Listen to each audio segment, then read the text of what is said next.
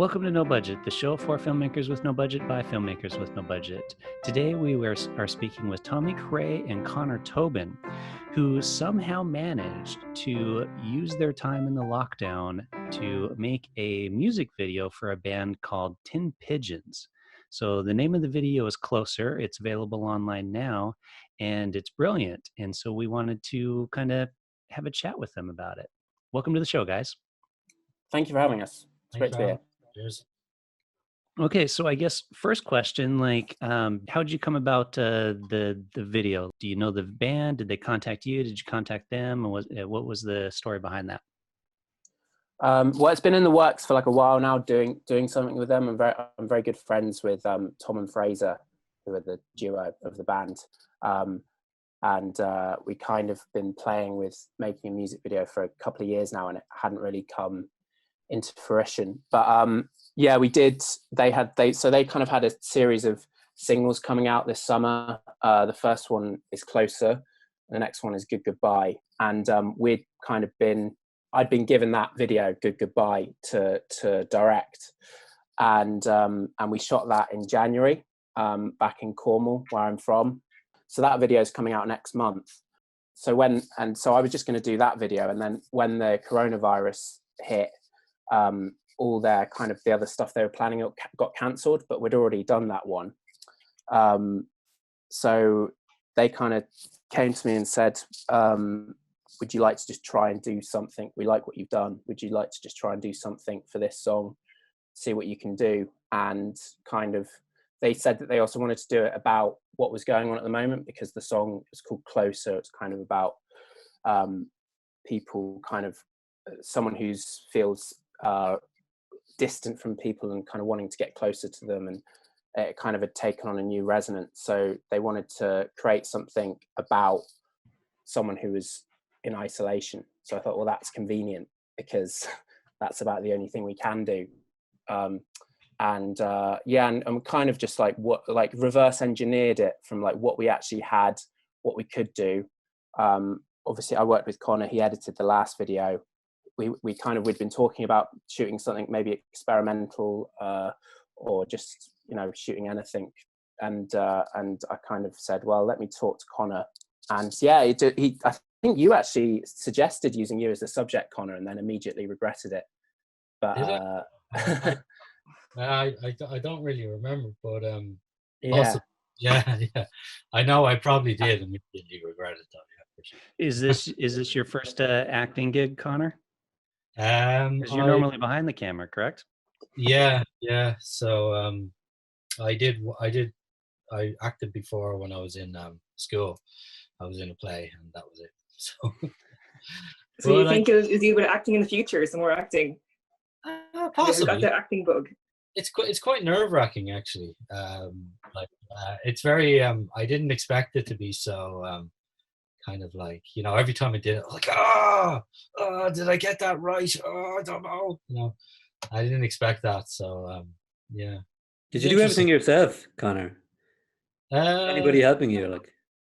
Yeah, my brother, at one point, when I'm in the bed, there's the light switches going on and off, and that was it. So everything else I did myself. So. You should give him a gaffer credit. Yeah. And do you think the coronavirus, the lockdowns, made you more creative? It shows what you can do, really, isn't it? With like nothing, and when you've got all these restrictions imposed upon you, and you kind of do something, and it's like you can still do stuff, you can still create. There's nothing really stopping you. It's kind of like, as well, I suppose, we all have like ideas and stuff you don't have time to get to, and now you don't really have an excuse. So that's it. It's so hard sometimes. Do you find the discipline of it is difficult? Do you know, when you have too much time in your hands, sometimes it's hard to get things done? Yeah, well, that's why you agreed to do something crazy, like make a music video in like a week and a half, and the single's going out on the 25th of April, and you've got we just kind of had to do it, didn't we, Conor? Yeah, you kind of set yourself that goal, and then because you've set that goal, you either do it or you don't. So that's and you had each other pressuring each other to get it done. So yeah, It was about I think we started talking about it about 2 weeks, no, it was about 3 weeks before the single was released. Yeah. So then within about a week, I think we were shooting, and then we had a week to edit as well. So it was pretty quick, pretty crazy, really. Yeah, and it was pretty full on as well because of the nature of how I was doing it. It was a lot of like shoot a scene, send the footage onto Tommy, get onto something else, get feedback, then do it again, or not do it again, and then so it was pretty full on for that. Like it was pretty much every day, maybe 2 scenes a day, 3 scenes maybe. I'm curious about that process. Did you guys map it out in advance of like kind of what the story was going to be within the video of I what think you'd be? Tommy had a really like strong, like the treatment was pretty much what you see. Things we did kind of work things out a little bit as well, but more or less it's pretty much what you see. Did you storyboard it at all? No, we didn't really have time. So yeah, I just had a treatment mood board, a lot of pictures of Bill Murray looking out of windows and things like that. I think because music videos, because the track is there, it's like the structure's kind of already there, so it's quite hard to deviate from that. So we tried a lot of things outside of the treatment that ended up just not working, and as I said, it ended up just because it had been written to the song and the song was tight and everything had to be in that order. It kind of ended up just not really deviating from that. So it's kind of, the structure kind of dictates itself to you, which is kind of nice really, because you can spend so much time trying to work that out in just like making short films and things like that it's kind of easy to just have that structure already there. I'm curious about people's processes, especially with music videos, of like how you take something that's a song and it has those visual elements in the music, but then translating that onto what you're putting onto the screen. And so do you just listen to the song over and over again? Do you work with the band and ask them their ideas that you then incorporate into it? Or do you take your ideas, share that with the band, and then let them have, so what's kind of that, where do you come up with the visual elements from?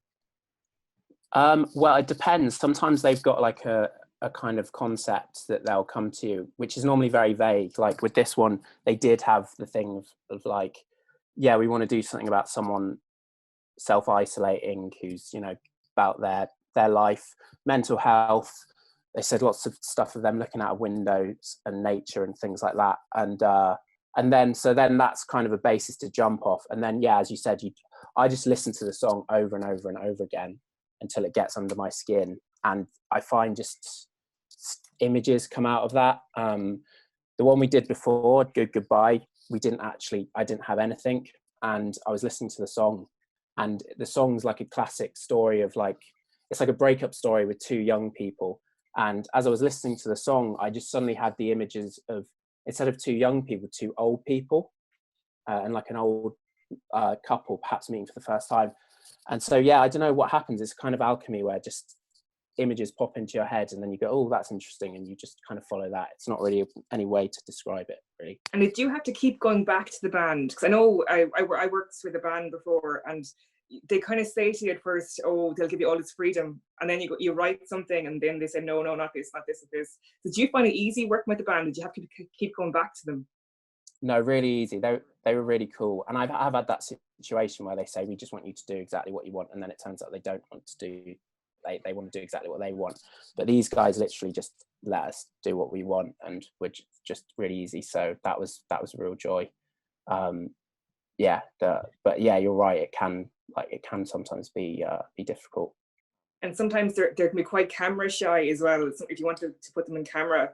But did you find this a different process completely compared to doing like a short film? Do you find it is a complete different approach, or is there similarities, or what the differences are? Yeah, similarities and differences. I think, like I was saying, just the fact that it's like you have the score and sound track and sound design before you've even made the film, and then you just have to work your way back from that. And I think like it's quicker as well, and because there's less things to worry about, so you can do them a lot quicker, because you don't have to worry about scenes and things like that. It's just kind of, I don't know, I think that it's easier and more difficult in some ways. It's kind of like a stab in the dark a little bit, you know, and it's because Yeah. you know, when you have the ideas and you're kind of like, or not the ideas, but you have these concepts and you're trying to pull them off, you know, and they're kind of like a little bit, sometimes they're not your usual thing, so you're kind of like trusting yourself, you know, trusting your gut, like trusting what Tommy wrote, just kind of going for it and following it through, you know. Did you edit the film, Conor? Was it Yeah. So did you find, because you know there's the songs only a certain length, do you find matching up the images to the time frame? You know, when you're creating a short film, you can have it a few seconds more or less, or you know, however it fits. But for a song, there's only a certain amount of time you have. So did you find it tricky, or how did you find the editing process? Well, like the first cut is always a little bit stressful, and you get to it and you realize like you've only used a fraction of your footage, and you're like, oh my god, we can't do this. It's not gonna work. But that's always like that with the first cut, especially. But then you just cut, you just keep on going with it. You just keep on cutting more, taking out the bits you like, getting feedback from Tommy, then more, trying to get those moments on the beach, you know, and that's very important for music videos. I think it's a bit like, to go back there, it's kind of similar to like silent films, music videos. You've kind of got to tell the story visually. You have no dialogue or voiceover or anything like that to kind of rely on. So it's like a very visual form of storytelling, which is kind of it's an interesting way to work for sure. But yeah, and in the edit as well. Actually, in the video, you have a little sketchbook and you have some drawings. Is that you? Is it? Did you do them? Yeah, I did. Yeah, but that was Tommy's idea, because I think he's seen me post some things up about drawings just every now and again. So I'm surprised my co-hosts here haven't asked this question yet, because it's probably burned into our heads from watching the video. The socks. Where did the socks come from? Is that your personal collection? Well, on brand. No, they're it's the band that's merchandise from the Tin Pigeons. They had socks and t-shirts and things made up. So you can actually go to one of their concerts and get yourself a pair. You can, yeah. You can get a record, you can get a sock, you can get a t-shirt. They do all sorts. They're really good for stuff like that, and design elements and things like that. Yeah, and you can buy them on the shop as well. They've got an online shop. Can you hold it up again, Conor? Hold up the sock. Yay! So anyone wants to buy this sock, they go on the band's website, is it? Oh my god! Is the band? They're a UK-based band. Is that correct? They are, yeah. They're Cornwall, are they? No, Northeast Midlands, but they're from Rutland, which is the smallest county in the UK. Yeah, no one's really heard of it, but it's a lovely little place with a big reservoir and stuff like that. But they kind of, I don't know, they normally say they're from like Leicestershire or something like that. But yeah, they're doing really well, and like stuff like that. Yeah, what was I going to say there? Yeah, they love kind of Easter eggs and like little Easter eggs like that. There was also a Musto cap that Tom, the bassist, wears. You don't have that, do you, Conor? Nice. There we go. That's the Yorick. Yorick. Yeah, and yeah, and like, so it's fun. They always want us to incorporate stuff in like that. So they sent us some socks, and then we were kind of like, well, what can we do with these? And there was this whole side plot which we might actually release as like a separate short film or something like that, where it was like a day in the life of the socks, where one of them gets taken into the wash, and the other one's worried about him and watching him in the wash, and then seeing him being hung out on the line, watching worriedly from the window, and then eventually they're reunited at the end. But it was just like we couldn't fit it into the video, unfortunately. But we spent a lot of time doing that. Yeah. You should release that. That'd make a great short film. Definitely release that separately. Because some of it was quite It's like a complicated. Pixar short. Quite complicated and stuff that we ended up doing. And then when it came to editing it, was just like, there's no room for this, and it completely diverts attention away from what's meant to be happening. So we were just like, okay, let's just leave it, which was a pity, but that's the way it is. Yeah. You could do a web series for the socks. Sure, yeah. Just if there's one piece of advice you'd give to anyone who wants to start doing what you're doing, cinematography, writing, making music videos, what would it be? So go to Conor first. That's Big question. yeah, it is. Yeah. Don't be afraid to, kind of put yourself out there and kind of make mistakes, and kind of don't be afraid to try everything and anything. Just kind of figure out your own voice. I think that's super important for anybody doing. Yeah, that's it. Just Tommy, any words of wisdom for our no budget viewers? Yeah, I'd say learn by doing, like kind of, and let accidents happen and then take credit for them. Like it's about happy accidents and then taking credit for them. And also what was I gonna learn by doing. Just go out and do it. I want to ask you, had you looked at other music videos, like for inspiration or set of ideas? Or we talked about Aha, didn't we? Yeah, we talked about Take On Me. So we just mentioned it, kind of like, it wasn't like direct, but it was definitely kind of in the DNA of it. Yeah. And then Tommy talked a lot about Bill Murray and kind of some of his performances in, say, some of the stuff he's done recently. I think the kind of like kind of aloof kind of character, and Lost in Translation. Poltergeist for the flashing. Oh, right. I've actually never seen Poltergeist. I'm not a big fan of horror films, so maybe I'll try to watch it if it's on one of those streaming platforms. I catch it, yeah. Yeah, I hate horror films. There was a lot of like existentialist philosophy as well. Camus, The Outside. Camus, yeah. You were carrying a bag, which was like the Rock of Sisyphus. Oh, that yeah. was a very subtle reference. Yeah, I think that was you came up with that halfway through, I think, wasn't it? It wasn't actually. I think that's a good thing as well. Don't just be inspired by other films. Be inspired by literature and painting and photography and philosophy, and like don't just, in order to study films, don't just study film. I think getting inspiration and life, just getting inspiration from a whole plethora of things, not just other films. Good advice. Don't know if that's good advice or not, but yeah, I think it is. So you're working on like did you say you're working on another music video for these guys, or is that it now for the moment? Or? Well, we've done another music video that's coming out on the 25th of May. And that's so that's the next single.